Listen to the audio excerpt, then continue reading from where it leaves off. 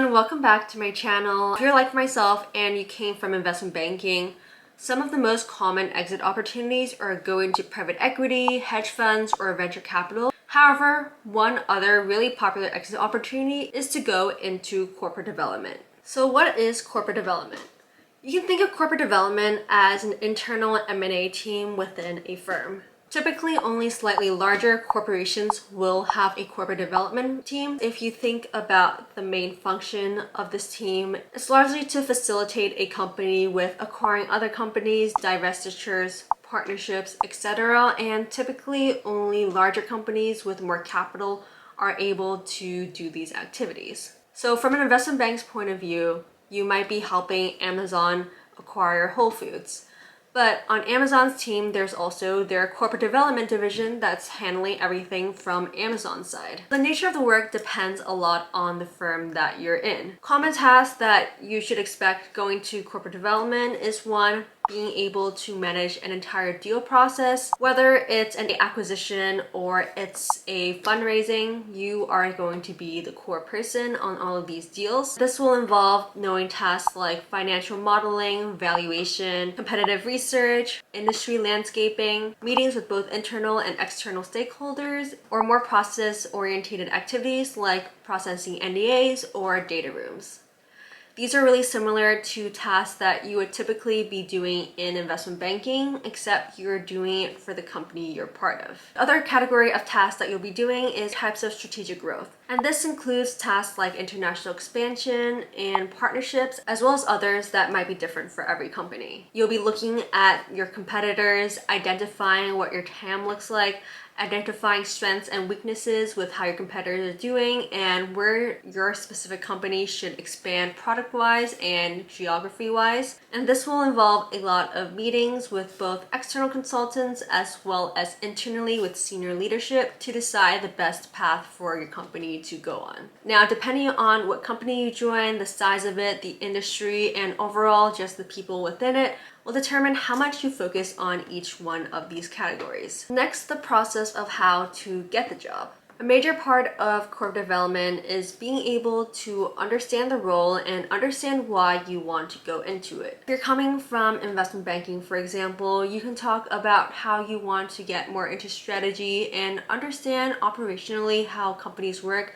aside from focusing on several companies and purely focusing on financials. You want to be able to design a resume that would make yourself look attractive to tech companies who are looking for people to join these business strategy roles. To the extent possible, you want to include any types of transactions you've been a part of, whether it's financings, IPOs, or M&A. If you came from consulting, you want to include real examples of how you helped certain clients. It isn't as structured as applying for investment banking or private equity because the recruiting process will differ so much amongst different firms. Certain firms will use recruiters, while others will try to get referrals based off of their internal employees, and others will use resources like LinkedIn. If you're interested in a business career in tech, Skillful provides online cohort-based programs for roles like business operations, strategy and operations, chief of staff, product growth, strategic finance, and more. These are all super common exit opportunities for people who come from investment banking and consulting. Skillful offers programs called Skillful Sprints, which run 5 to 7 weeks, and they are completely virtual and part-time. During these sprints, you'll get the experience of tackling real business problems under the guidance of a mentor. These mentors work at top firms like DoorDash, Netflix, Uber, and Meta. Graduates of the Skillful program have gone on to work at companies like TikTok, Stripe, Uber, DoorDash, and rapidly scaling startups. On top of the sprints, you'll also get access to an amazing community of mentors and alumni who are always eager to make introductions to hiring managers and help with interview prep. You'll also get access to an exclusive community job board that often comes with plenty of referrals and direct intros. Applications for Skillful are reviewed on a rolling basis. Seats often sell out before the sprint's application deadline. If you're interested in the program, I've included a priority application for Skillful down in my description box below. As for the interview process for corporate development, it ranges a lot from firm to firm. I know I've said that so many times in this video, but it's true. But in general, what you can expect is one, typical fit questions that you would expect for any money, finance, strategy type interview. 2, questions on your deal experience. If you came from investment banking or private equity, you should expect to pick 1 or 2 of these deals and talk in depth about them. Or if you came from consulting, you should be able to talk in depth about a project that you worked on. 3, technical questions. You should expect them to be similar to what you would expect in an investment banking interview. Think of questions like accounting, valuation, merger models, because those are all incredibly relevant to corporate development. Beyond that, you also need to have a really good why corporate development answer. You need to have fluidity in your story as to why you want to jump from X career into corporate development, and have a good understanding of what the job actually entails. Next, you also want to have a bit of knowledge about the company and the industry. You don't need to be an expert at all. Do some reading on your own, learn more about the company, have some ideas for where you think the company can grow strategically, and be able to talk about them like a conversation during the interview. And lastly, case studies. Not every company will give a case study. Like I said, these interviews really range from firm to firm. However, if there is one, it'll likely provide you with some details for an acquisition and ask you whether you think it's a good idea or not. You might have to analyze some financial statements, provide a valuation, and explain whether you think it's a good acquisition target. And lastly, compensation and hours. So I'm going to use what I found from mergers and acquisitions as a baseline for the salary because I find that it's a good representation.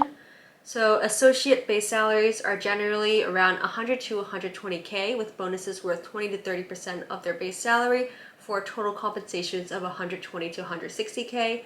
Managers have base salaries of 140 to 160K with bonuses worth 35 to 50% of their base salary for a total compensation of 190 to 240K. What I do think this is missing is the equity component of it.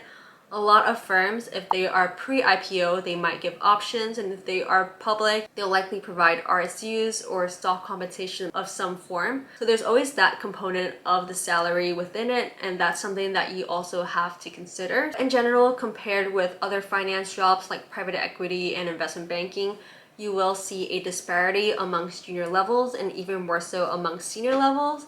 But my only caveat is that at the junior level, if you divide by the number of hours a lot of the time, corporate development associates are earning similar on an hour-by-hour basis. And this brings me into the number of hours that you might expect to work. It isn't always a 9-to-5 job. Some days can be, again, it depends on the firm.